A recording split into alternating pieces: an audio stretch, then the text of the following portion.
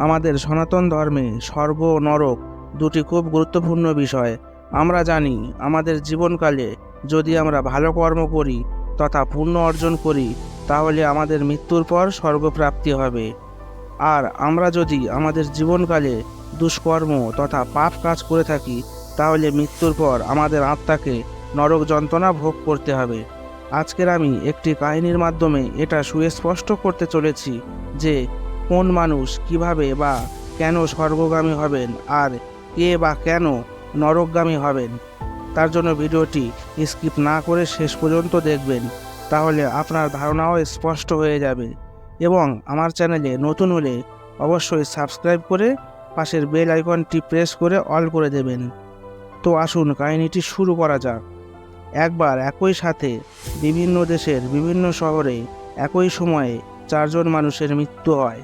এদের মধ্যে একজন রাজা, একজন ব্রাহ্মণ, একজন বণিক আর একজন দিনমজুর। যথাসময়ে তাদের চারজনের আত্মা যমলোকে এসে উপস্থিত হয়। তারা একে অপরের দিকে তাকিয়ে দেখছেন। তখন রাজা বাকি তিনজনকে বলছেন যে আমি এক দেশের বিখ্যাত রাজা ছিলাম। আমি আমার রাজ্যে সুশাসন ব্যবস্থা প্রবর্তন করেছিলাম।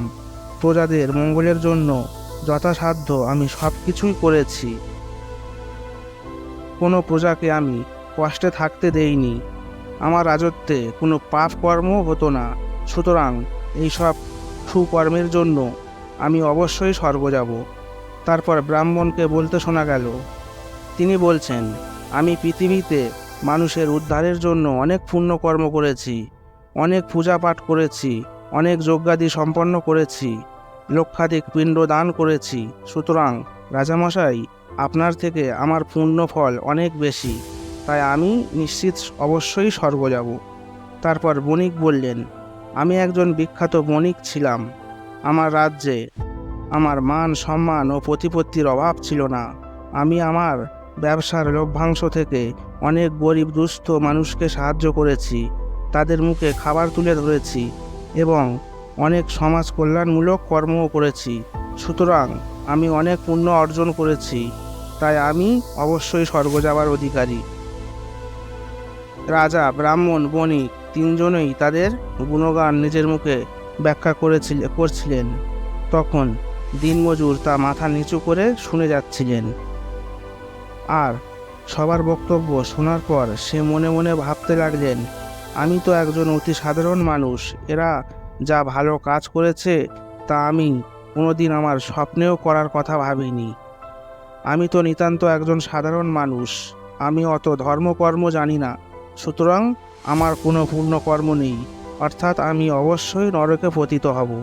এই ভাবনা সে ভাবতে ভাবতে এতক্ষণে চিত্রগুপ্ত মহাশয় এসে গেছেন তার পাপ পুণ্যের হিসাব নিকাশের খাতা নিয়ে। তিনি প্রথমে রাজামশাইয়ের খাতা খুলে বললেন, রাজামশাই, আপনি কি এমন কাজ করেছেন যে আপনি স্বর্গের প্রাপ্তি করবেন? তখন রাজামশাই সহাস্যবদনে তার সব গুণকীর্তন করলেন। তখন চিত্রগুপ্ত বললেন, মহারাজ, হ্যাঁ, আমি মানছি আপনি অনেক ভালো কাজ করেছেন, তাতে কোনো সন্দেহ নেই। কিন্তু যুদ্ধের সময়ে আপনার কারণে অনেক সৈন্য মারা গেছেন, যাদের জন্য আপনি জয়ী হয়েছেন।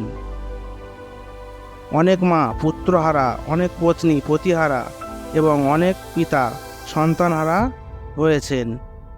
এদের কষ্টের কারণে আপনি পুরোপুরি পুণ্যবান নন, তাই আপনি স্বর্গে যাবার অধিকারী নন। রাজা নিরাশায় হতাশ হয়ে পিছিয়ে আসলেন। তারপর ব্রাহ্মণকে জিজ্ঞাসা করলেন, তিনিও যথাসাধ্য তার গুণগান করলেন। তখন চিত্রগুপ্ত বললেন, হে ব্রাহ্মণদেব, হ্যাঁ, আমি মানছি আপনি অনেকের মঙ্গল করেছেন, ধর্মীয় আচার অনুষ্ঠান করিয়েছেন, কিন্তু নিঃস্বার্থ ভাব নিয়ে কিছুই আপনি করেননি। তাতে আপনার স্বার্থ জড়িত ছিল। আপনি যজমানের কাছ থেকে যথাসাধ্য অর্থ এবং দ্রব্য গ্রহণ করেছেন এবং আপনি নিজের জন্য কোনো শুভ কাজ করেননি। যা করেছেন তা অন্যের জন্য করেছেন। সুতরাং আপনি স্বর্গে যাবার অধিকারী নন। এবার চিত্রগুপ্ত বণিককে প্রশ্ন করলেন। বণিকও তার গুণগান শোনালেন।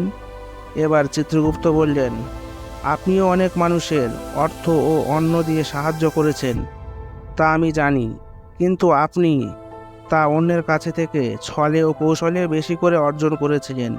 তাতে আপনার কোনো পুণ্য অর্জন হয়নি, তাই আপনিও স্বর্গে যেতে পারবেন না। সবার শেষে দিনমজুর সবার কথা শুনে ভাবলেন, এরা সবাই এত ভালো কাজ করেও যদি স্বর্গ যেতে পারলো না, তাহলে আমি আর সে আশাই করব কেমন করে। তখন মজুর বললেন, প্রভু, আমি জানি আমি অবশ্যই নরকগামী হব, কারণ আমি এনাদের মতো কোনো কাজ করার কথা কখনো স্বপ্নেও ভাবিনি। কারণ আমি সামান্য সাধারণ দিনমজুর, দিন আনা দিন খাওয়া আমার পেশা।